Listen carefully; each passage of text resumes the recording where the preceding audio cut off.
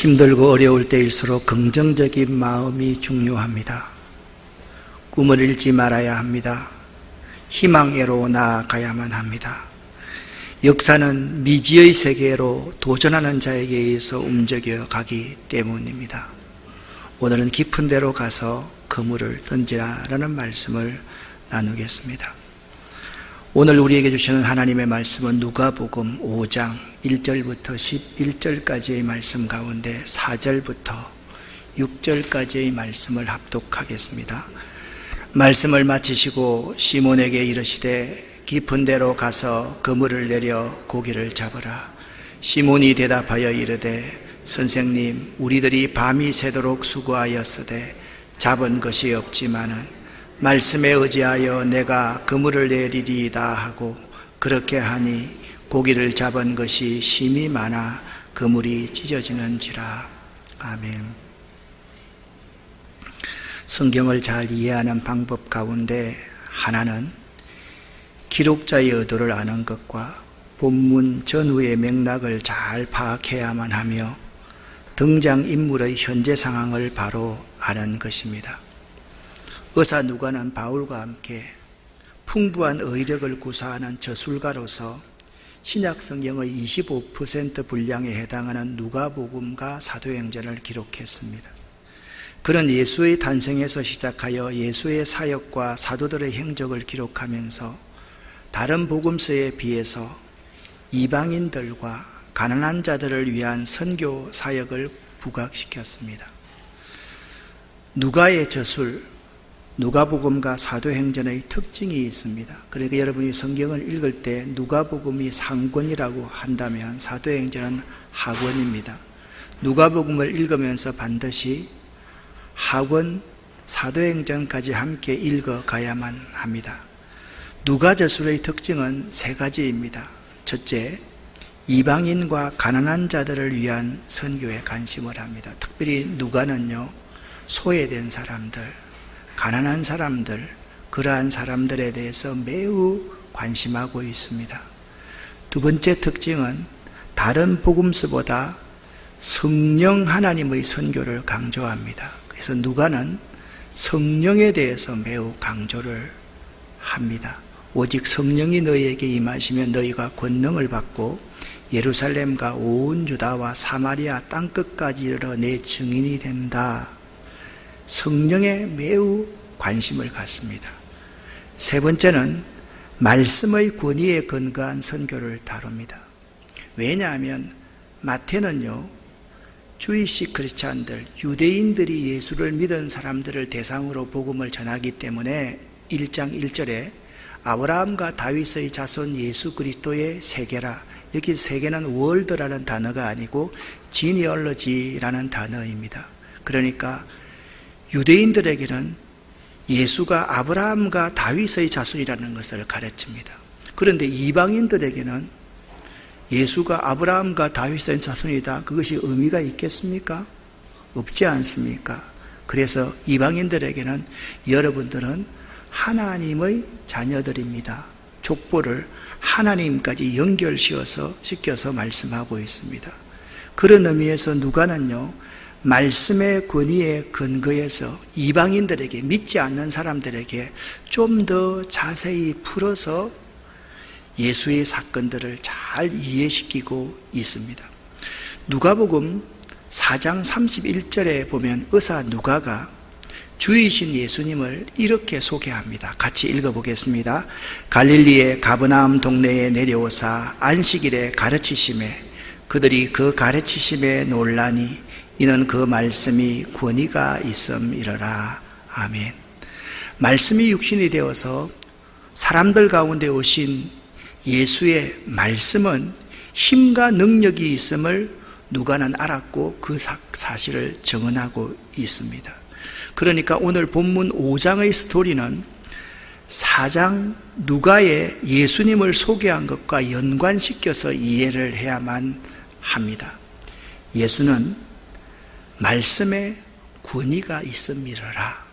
이 점을 생각하면서 5장을 읽어가야 된다라는 겁니다. 5장 1절에 예수에게 무리가 몰려와서 하나님의 말씀을 예수님께서 그들에게 가르쳤습니다. 그들은 예수에게 와서 자기의 리더, 자기의 필요들을 요구하고 받기를 원했지만 예수는 하나님의 나라를 그들에게 선포하기를 원했습니다. 예수께서 무리가 너무 많이 몰려오니까 거기서 용신할 수가 없습니다. 그래서 한 배에 올라서 자, 육지와 이 배를 조금 띄우라. 그래서 여러분과 저 정도의 이렇게 거리를 두고 예수님께서 한 배에 올라서 그들 무리에게 하나님의 말씀을 가르쳤습니다. 말씀을 마치시고 그 배의 주인인 시몬에게 예수님께서 말씀을 하셨습니다. 그러니까 오늘 5장 본문의 이야기는 말씀을 들으면서 일어난 역사로 시작합니다. 하나님의 말씀과 긴밀하게 연결되어 있는 본문이 5장 1절부터 12절까지의 말씀이라는 거예요. 히브리서 4장 12절 13절 말씀을 함께 읽어보겠습니다. 하나님의 말씀은 살아있고 힘이 있어서 어떤 양날 칼보다도 더 날카롭습니다. 그래서 사람 속을 꿰뚫어 혼과 영을 갈라내고 관절과 골수를 갈라놓기까지 하며 마음에 품은 생각과 의도를 밝혀냅니다. 이어서 13절입니다. 하나님 앞에는 아무 피조물도 숨겨진 것이 없고 모든 것이 그의 눈앞에 벌구덩이로 드러나 있습니다. 우리는 그의 앞에 모든 것을 드러내 놓아야만 합니다. 아멘. 하나님의 말씀은요, 힘있고 능이 있는 거예요. 그래서 우리 속에 있는 모든 것을 꿰뚫어 다 보시기 때문에 그분 앞에서 어떤 누구도, 어느 누구도 숨길 수가 없다라고 말씀하고 있습니다.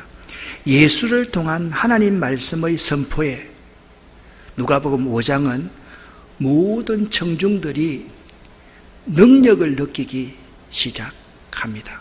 이 그림의 내용이 예수님께서 제자들을 부르시는 그림입니다. 예수님께서 제자들을 부르셨습니다. 그리고 이렇게 말합니다. Follow me. 나를 따라오라. 내가 너희를 사람 낚는 어부가 되게 하겠다라고 예수님께서 말씀하셨습니다. 무리가 예수님께 몰려와서 하나님의 말씀을 들으실 때 예수께서 호숫가에 배 두 척이 있는 것을 보셨습니다. 어부들이 배에 나와서 그물을 싣고 있었습니다. 그 두 배의 주인들이었을 겁니다. 예수께서 그 두 배 가운데 한 배에 오르셨습니다. 그런데 그 배의 주인이 시몬이라는 사람이었습니다. 시몬에게 내가 이 배를 좀 빌려야만 되겠다. 배를 육지에서 조금 띄워다오. 그렇게 간청해서 배를 빌리고 나서 배에서 그 모든 무리들을 하나님의 말씀으로 가르치셨다. 그렇게 말씀하고 있습니다. 왜 배 두 척 가운데 예수께서 시몬의 배에 오르셨을까요? 여러분은 어떻게 생각합니까? 저는 고등학교 때 왜 하필이면 시몬이지? 그런 생각을 하면서 궁금증을 가졌던 적이 있었습니다. 예수께서 시몬을 주권적으로 찾아오셨습니다. 그러니까 왜 시몬인가? 그것은 우리가 물을 수가 없습니다. 그것은 예수님의 주권이기 때문에 그렇습니다. 예수님이 찾아가고 싶은 사람을 찾아가는 것이지 우리에게 물어보고 찾아오는 분이 아니시기 때문입니다. 예수님이 주권적으로 시몬의 배에 오르셔서 시몬의 배를 빌리셨고 시몬의 배 위에서 말씀을 전가하시고 시몬에게 말씀하셨다. 그렇게 오늘 본문은 증언하고 있습니다. 예수께서 우리들에게도 찾아오십니다. 우리가 기다리지 않았을 때도, 우리가 힘들고 어렵고 우리가 문제를 가지고 있을 때에도 예수님께서 우리들을 찾아오십니다. 이 찾아오시는 것이 은혜입니다. 하나님 왜 나를 찾아오셨습니까? 왜 저 사람이고 왜 저는 아닙니까? 그렇게 말할 자격이 우리 가운데 아무도 없습니다. 예수님께서 나를 찾아오시는 은혜가 우리 가운데 있습니다. 이분은 미국의 헨리 나우엔이라는 성공회 신부입니다. 성공회는 교리는 개신교를 따르고 예전은 로만 캐슬릭 처치를 따르는 곳이 성공회입니다. 그러니까 성공회는 신부님이라고 말을 하지만 사실상 개신교입니다. 이 헨리 나우엔이 거룩한 비효율성이라는 말을 합니다. 그 시대의 세태를 비꼬는 그러한 이야기이죠. 세상은요, 효율적으로 살려는 것입니다. 힘 안 들이고 최대의 소득을 얻으려고 하는 것이 세상입니다. 제자를 부르려고 하면 똑똑한 사람, 좋은 대학 나온 사람, 돈 많은 사람, 유명한 사람을 제자로 부르려고 하는 것이 세상입니다. 그런데 예수님께서는 거룩한 비효율성을 쓰신다. 그는 이렇게 말했습니다. 왜 그렇습니까? 나보다 좀 더 똑똑하고 돈 많은 사람, 유명한 사람을 부르시면 훨씬 더 효율적일 테인데 왜 나같이 부족한 자를 주님께서 찾아오신 걸까? 나를 부르실 걸까? 예수님은 비효율적으로 다가오실 때가 참으로 많습니다. 이것이 예수의 방식입니다. 세상은 항상 효율적으로 움직입니다. 넓은 길로 가야만 될 거 아니냐? 쉬운 방법, 돈 많이 버는 방법으로 살아야 될 것 아니냐? 그러나 거룩한 비효율성은 그렇게 하지 않습니다. 좁은 길로 가야만 해. 나처럼 부족한 자를 들어서 주님의 손에 붙들리고 올림받을 때 여기에서 5,000명을 먹이고도 12강줄이 남는 놀라운 역사가 일어나 이것이 거룩한 비효율성입니다. 여하튼 예수께서 시몬의 배에 오르셨습니다. 지금은 잘 깨닫지 못하겠지만 시몬의 인생이 예수님께서 그 배에 오르시는 순간에 완전히 바뀌고 변하는 순간이었습니다. 여러분과 저의 인생도 마찬가지입니다. 여러분과 저의 배에 예수님께서 오르시기를 원하십니다. 예수님께서 여러분과 저의 인생에 다 오르시기만 하면 여러분의 인생, 저의 인생이 놀랍게 변화되는 순간입니다.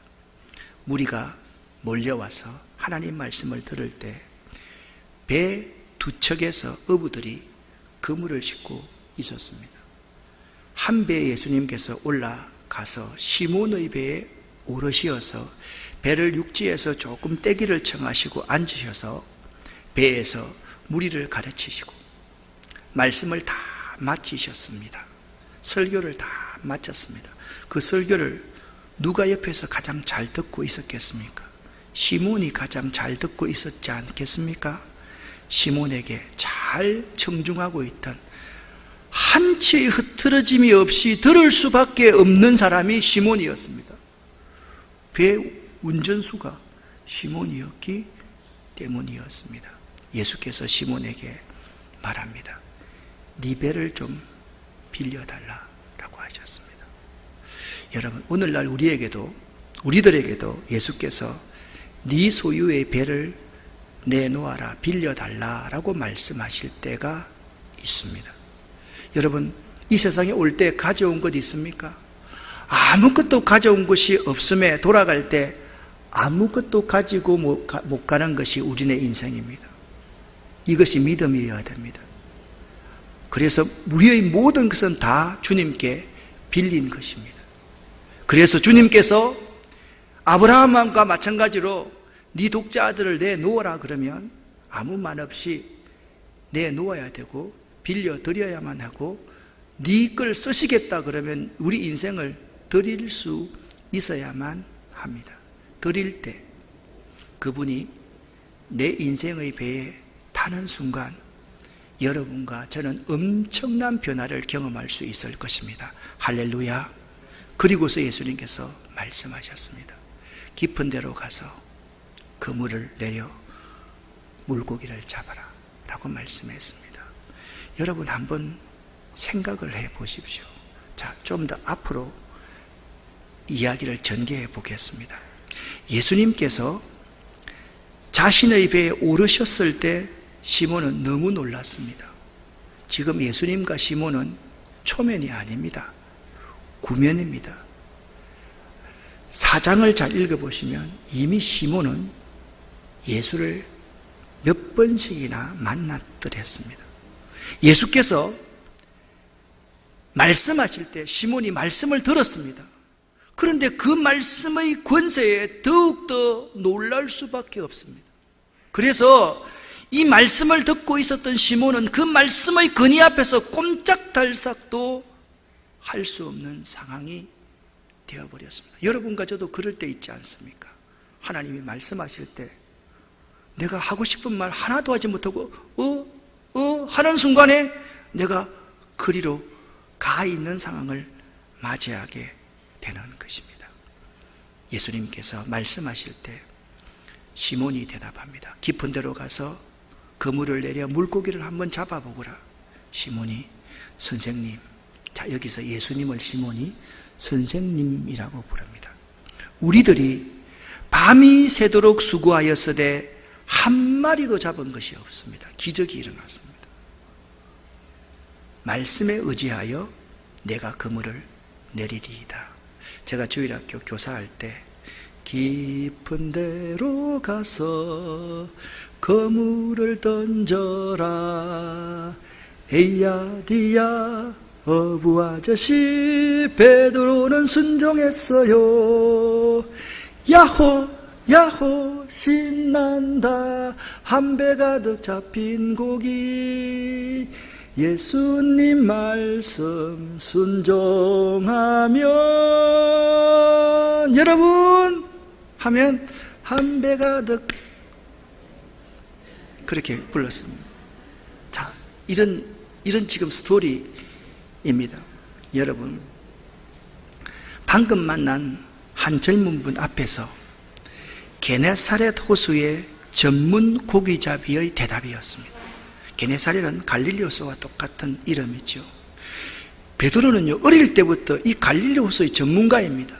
갈릴리 호수 아래에 무엇이 있는가 다 아는 정말 그 호수만은 누구에게도 지지 않는 전문가가 시몬이었습니다. 그런데 이 시몬이 예수님 앞에 꼼짝달싹도 못하고 말씀을 들으면서 이렇게 말합니다. 말씀에 의지하여 내가 그물을 내리겠습니다. 자, 지금 이 상황이 그냥 한 곳으로 몰려가고 있는 상황 같지 않습니까? 그렇게 하니 고기를 잡은 것이 심이 많아 그물이 찢어지는지라. 이에 다른 배에 있는 동무들에게 와서 좀 도와달라 해서 그들이 오니까 그들 배에도 물고기를 가득 채울 수 있었습니다. 배가 잠기게 되었습니다. 여러분 오늘 이 본문 말씀을 다시 한번 되씹어 보십시다.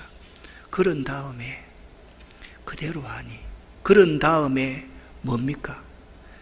자기 배를 빌려드리고 그 말씀을 듣고 나서 그분이 시키는 대로 하였더니 많은 물고기가 잡혀서 그물이 찢어질 지경이 되었습니다.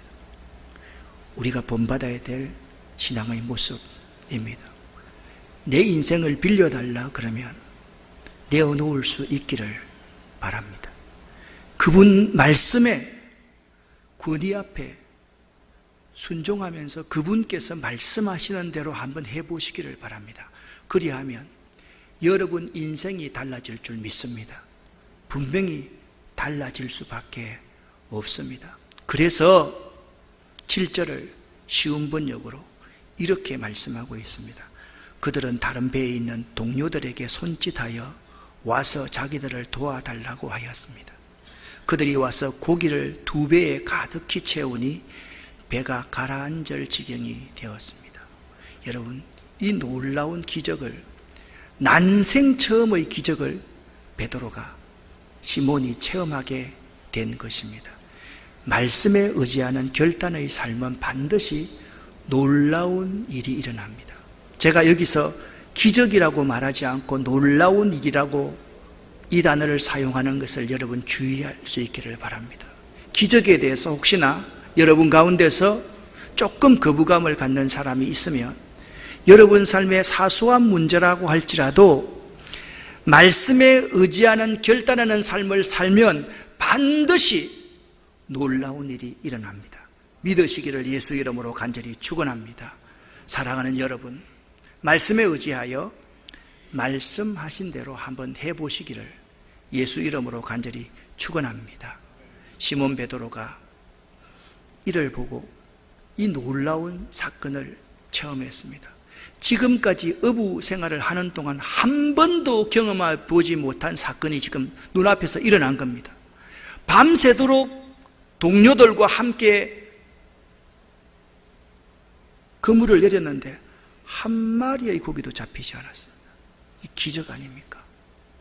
그 시간에 그 자리에 가서 그물을 내리면 물고기가 잡히지 않을 시간인데 그 시간에 말씀에 의지해서 그물을 내렸더니 2배 가득 잠기게 물고기를 잡은 거예요. 베드로가 깜놀했습니다. 깜짝 놀랐습니다. 그래서 시몬이 예수의 무릎 앞에 엎드립니다. 주여, 나를 떠나소서. 선생님이라고 하던 베드로가 이제 예수를 주여라고 바꾸어 부르고 있습니다. 그리고 나는 죄인으로서이다. 나를 제발 떠나주십시오. 이는 자기 및 자기와 함께 있는 모든 사람이 고기 잡힌 것으로 말미암아 놀라고 그의 동료 야고보와 요한도 놀랐다, 그렇게 말씀하고 있습니다. 지금까지 시몬이라고 하다가 갑자기 여기서 시몬 베드로라는 이름이 나옵니다. 합성어처럼 시몬 베드로가 나옵니다. 이 복합적인 이름이 함께 결합되어 사용되는 경우는 누가문서, 누가복음과 사도행전밖에 없습니다. 그러니까 무슨 말씀입니까? 즉 누가는 이 시몬 베드로라는 이 단어를, 복합어를 의도적으로 사용한 것임을 알 수가 있는 것입니다. 무슨 말씀을 하고 있는 것입니까? 바로 이 사건이 베드로의 삶의 중대한 전환기를 맞이하였음을 나타내주고 있는 것입니다. 베드로의 인생을 완전히 송두리째 바꾸놓은 사건이 누가복음 5장 1절부터 11절까지 해서 깊은 데로 가서 그물을 내려서 물고기를 잡아보아라, 말씀에 의지하여 내가 그물을 내리리이다, 그리고 2배 가득 물고기가 잡힌 것, 이것이 베드로 인생을 완전히 바꾸어 놓는 전환기의 사건이었음을 나타내는 단어가 시몬 베드로라는 단어를 쓰고 있다는 거예요. 그러니까 이방인들에게, 예수를 알지 못하는 이방인들에게 지금 여러분의 지도자로서 섬기고 있는 이 베드로라는 사람이 이런 과정을 거쳐서 그의 인생이 변화되었습니다. 그것을 누가는 이방인들에게 증언하고 있는 단어가 시몬 베드로라는 복합적인 단어를 사용하고 있다라는 겁니다. 그리고 예수의 무릎 앞에 시몬이 엎드렸다라고 말씀하고 있습니다. 이러한 행위는 그 사람의 삶의 자존심의 마지막 선을 내려놓았다라는 의미입니다. 상황에 따라서 그것은 포로나 노예가 되는 것을 의미하고 스스로 자기 자신됨이나 인간됨을 포기하는 것까지도 여겨지게 되었습니다. 그분 앞에 항복하게 된 거죠. 사람은 2가지 부류의 사람이 있습니다. 그냥 올바른 대상이 아닌 대상에게 무릎을 꿇는 사람이 있고요, 바른 대상에게, 무릎 꿇어야 될 대상에게 무릎을 꿇는 사람이 있습니다. 바른 대상에게 무릎을 꿇으면 종종 삶의 내용이나 삶의 질을 완전히 바꾸어 놓기도 합니다. 예수 앞에 무릎을 꿇는다는 것은 우리 자신들의 본래 자아와 본래 삶을 되찾는 귀중한 결단입니다. 그것은 당연한 회개입니다. 하나님께서 우리에게 주신 본래의 삶을 찾는 것이고 본래의 우리의 형상을 찾는 것이 우리의 주인이시고 우리의 창조주이시고 내 삶을 주장하시는 그분 앞에 무릎을 꿇는 삶이라고 말씀드릴 수가 있습니다. 따라서 현재 내가 가지고 있는 삶의 내용이나 자아의 모습을 포기하지 않고서는 하나님께서 주신 우리 본래의 것을 다시 찾을 수가 없습니다. 현재 나의 삶의 질그릇에 담긴 것을 쏟아내고 하늘로부터의 것들을 나에게 충만히 채우지 않으면 안 됩니다. 이 대단한 파라독스, 역설입니다. 여러분, 무릎을 꿇는 거예요. 그분 앞에. 그런데 그분 앞에 무릎을 꿇으면 그것은 포기하면 포기할수록 엄청난 얻어짐, 축복이 우리에게 온다라는 사실입니다. 이것이 패러독스입니다. 올바른 대상에게 무릎을 꿇는 것, 이것이 포기하는 것, 내 자아를 내려놓는 것, 이것이 엄청난 것을 얻을 수 있는 계기가 되는 것이죠. 사랑하는 여러분, 오늘 이 시간 예수 앞에 무릎을 꿇어보지 않으시렵니까? 한 번도 예수 앞에 무릎을 꿇어보지 못한 사람이 있으면 내가 왜 그분 앞에 무릎을 꿇어? 그런 사람이 이 자리에 있다라고 한다면 예수 앞에 무릎을 꿇어보시기를 바랍니다. 여러분의 직분과 상관이 없습니다. 몇 년 믿었는가 상관이 없습니다. 내가 누군가가 상관이 없습니다. 목사이든 장로이든 어떤 사람이든 간에 예수 앞에 무릎을 꿇을 수 있는 이 시간 될 수 있기를 예수 이름으로 간곡히 권면드립니다. 오늘 이 사건을 다시 한번 보시기를 바랍니다. 내 삶의 내용, 내 자아의 내려놓음, 내 본래의 피조물의 모습의 회복이 예수 앞에 무릎 꿇음의 의미입니다. 내 삶의 내용들을 좀 그분 앞에 무릎 꿇고 내려놓을 수 있어야만 합니다. 내 고집, 내 인생의 철학, 가치관, 이거 내려놓지 않으면 안 됩니다. 내 본래, 내가 피조물인데 말입니다. 나를 창조하신 분이 분명히 있는데 말입니다. 피조물 본래로서의 모습을 회복하기 위해서는 그분 앞에 무릎을 꿇지 않으면 안 된다라고 성경은 정언하고 있습니다. 그리고 시몬은, 베드로는 예수님을 선생님에서 주여라고 부릅니다. 그는 지금 자신에게 일어난 일련의 사건들을 통하여서 예수를 새로운 시각으로 바라보게 되었습니다. 시몬 베드로는 주로서의 권능과 권위를 수반한 예수의 탁월성을 말씀을 들으면서 그분과 함께 있으면서 인격적으로 그분을 접하게 되면서 감지했음이 아주 분명한 것입니다. 그는 예수의 탁월하신 신적 권능을 목격하고서 상대적으로 그분 앞에 나약하고 비천한 자신의 죄성마저 돌아보게 되었습니다. 여기서 우리는 하나님의 크신 권능과 이적 앞에서 인간은 자신의 본연의 정체를 깨달아야 마땅한 존재라는 사실과 그 같은 상황에서 구원을 얻을 수 있는 유일한 길은 오직 자신의 죄성과 부족함을 인정할 수밖에 없음을 깨닫게 되는 것입니다. 또한 시몬이 베드로가 놀랐다라고 말씀하고 있습니다. 그리고 그의 동료들도 놀랐다라고 말씀하고 있습니다. 여기 놀라움이라는 헬라어 담보스라는 단어는 두려움이 섞인 놀라움을 뜻합니다.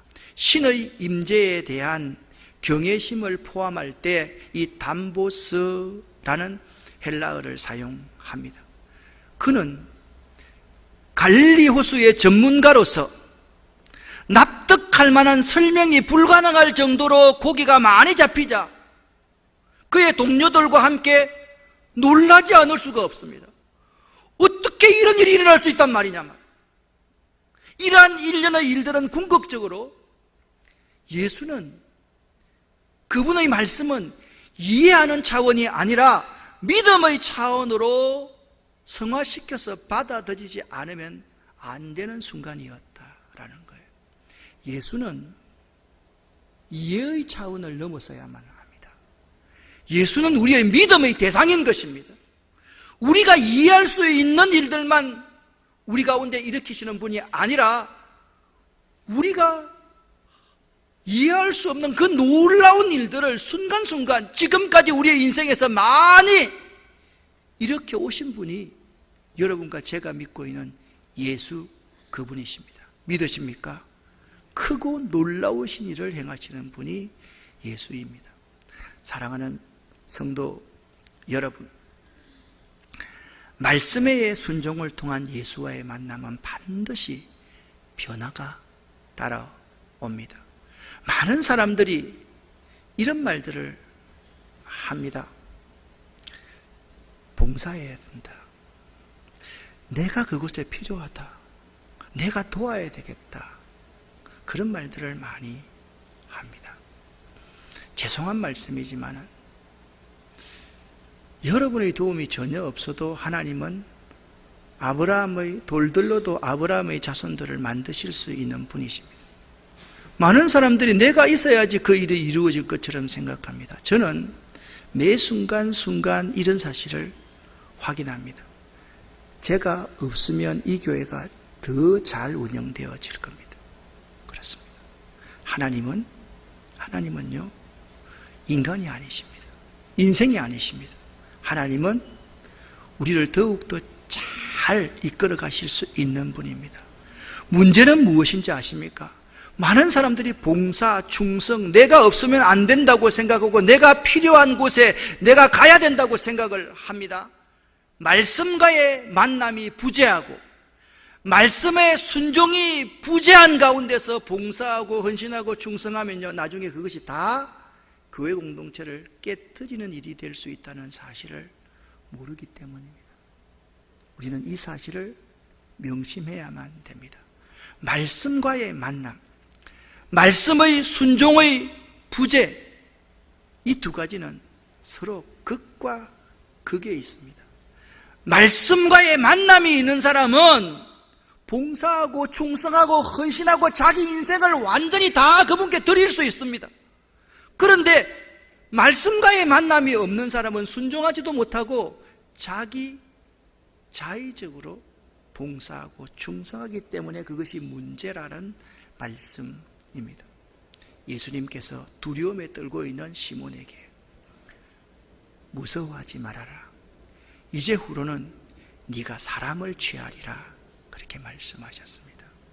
그 말씀을 듣자 그들이, 시몬과 두 형제가 베드로를 육지에 대고 모든 것을 버려두고 예수를 따르니라. 예수를 쫓으니라. 지금 놀라운 사건이 벌어지고 있는 것입니다. 사실 시몬은 문제가 있는 사람이었습니다. 여러분, 이 사실은 몰랐을 것입니다. 이전에 안드레의 전도와 초청으로 예수님께 찾아와서 예수님을 만난 적이 있었습니다. 예수님을 만났습니다. 그렇지만 지금은 그의 생업에 바빠서 호수에서 물고기를 잡고 있었습니다. 누가복음 4장을 읽어보면 시몬의 장모가 열병을 앓고 있을 때 예수님께서 그 시몬의 장모의 열병을 고쳐주셨습니다. 그러니까 지금까지 문제 있는 시몬은 예수님께 들락날락한 사람이었다는 거예요. 오늘날 우리들처럼 무늬만 그리스도인인지 모릅니다. 교회에 다니는 사람이었는지 모릅니다. 그렇게 들락날락한 사람이었는데 오늘 아침에는 물고기 잡는 일까지도 실패한 문제가 많은 자가 시몬이었습니다. 여러분, 게네사렛 호수의 최고의 전문가인 시몬과 그의 형제들이 물고기를 한 마리도 못 잡다니, 이것은 이렇게 한번 비유할 수 있겠습니다. 요리사가 밥을 못하는 것과 같을 것입니다.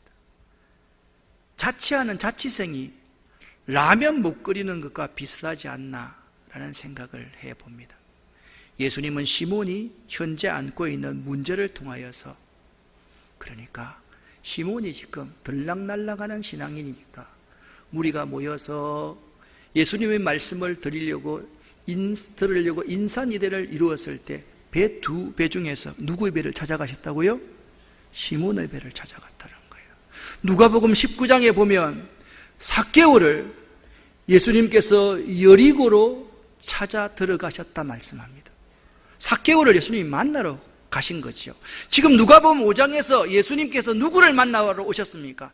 시몬을 만나러 그 게네사렛 호수에 온 것입니다.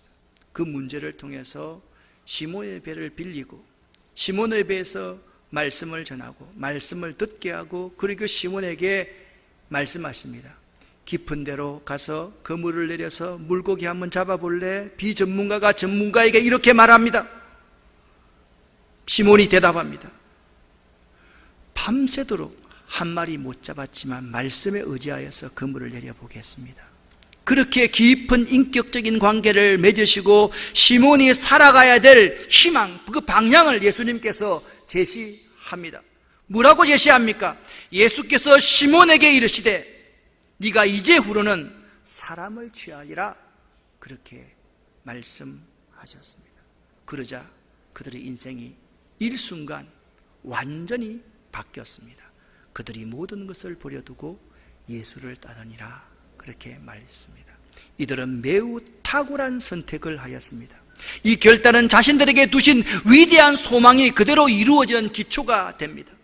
평범하게 업으로서 인생을 보낼 수밖에 없었던 그 사람들이 세상을 변화시키는 위대한 스승이 된 것은 예수께서 부르실 때 겸손하게 순종함으로 인한 것이었습니다. 어떤 부족한 사람이 이 가운데 있을지라도 우리 주님께서 여러분과 저를 부르실 때 순종하며 따라가면 위대한 삶을 살 수 있습니다. 믿으시기를 예수 이름으로 간절히 축원합니다. 학설 가운데 디시전 피라미드라는 말이 있습니다. 피라미드 있지 않습니까? 디시전, 결정하는 피라미드다, 그 말입니다. 사람은 항상 무언가를 결정하며 살아갑니다. 일상적인 결정을 할 때가 있습니다. Ordinary Everyday Decision입니다. 매일 결정하는 것 말합니다. 두 번째, 중간 단계의 결정이 있습니다. Middle Level Decision입니다. 세 번째, 결정적인 결단입니다. Real Important Decision입니다. 이것은 생과 사에 대한 결단입니다. 예수께서 예수의 제자들은 결정적인 결단을 해야만 합니다. 지금 생과 사에 대한 결단을 하고 있는 것입니다. 모든 것을 버려두고 예수를 좇으니라.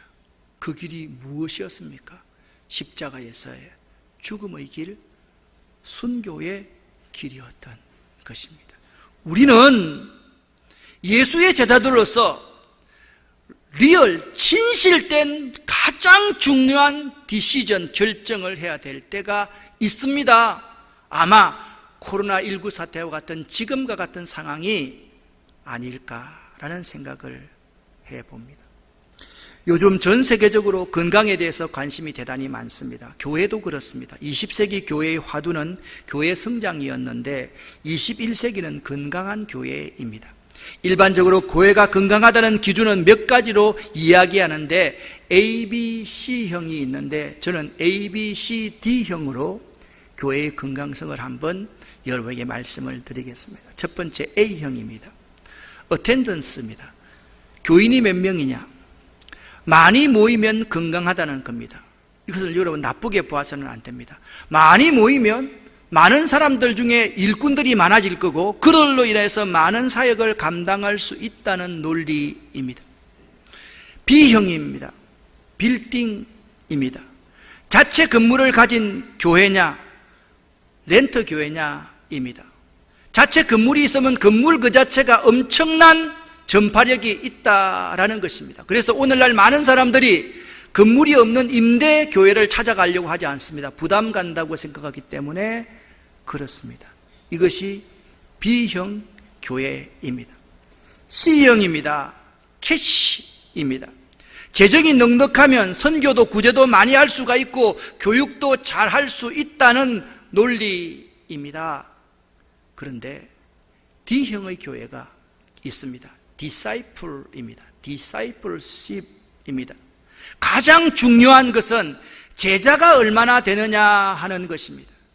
사람이 얼마나 많이 모이느냐, 빌딩이 있느냐, 재정이 넉넉하냐, 그것이 아니라 제자가 얼마나 되느냐 하는 것입니다. 이것은 단순한 숫자, 양이 아닌 교인 중에 제자가 차지하는 비율을 말하는 것입니다. 정말 오늘날 제자가 많은 건강한 교회가 필요합니다. 교회 다니는 사람은 많은데 예수의 제자가 없습니다. 예수의 제자가 되지 않으려고 합니다. 그것을 싫어합니다. 예수의 제자가 절실하게 필요한 때를 맞이했습니다. 예수의 제자가 한국교회와 우리 아름다운 교회에 필요합니다.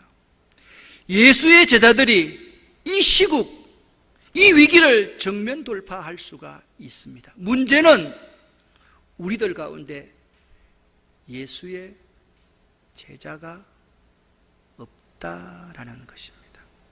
여러분 어떻습니까?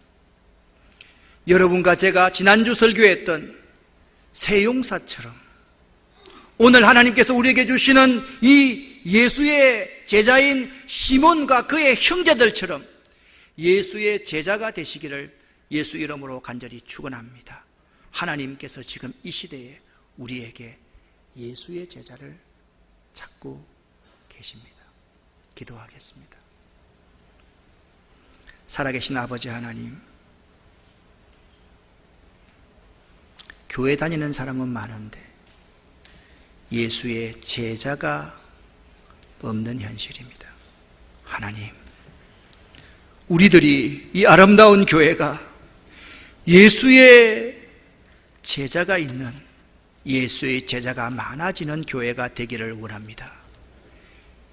예수 그리스도 이름으로 축복하옵고 간절히 기도 올립니다. 아멘.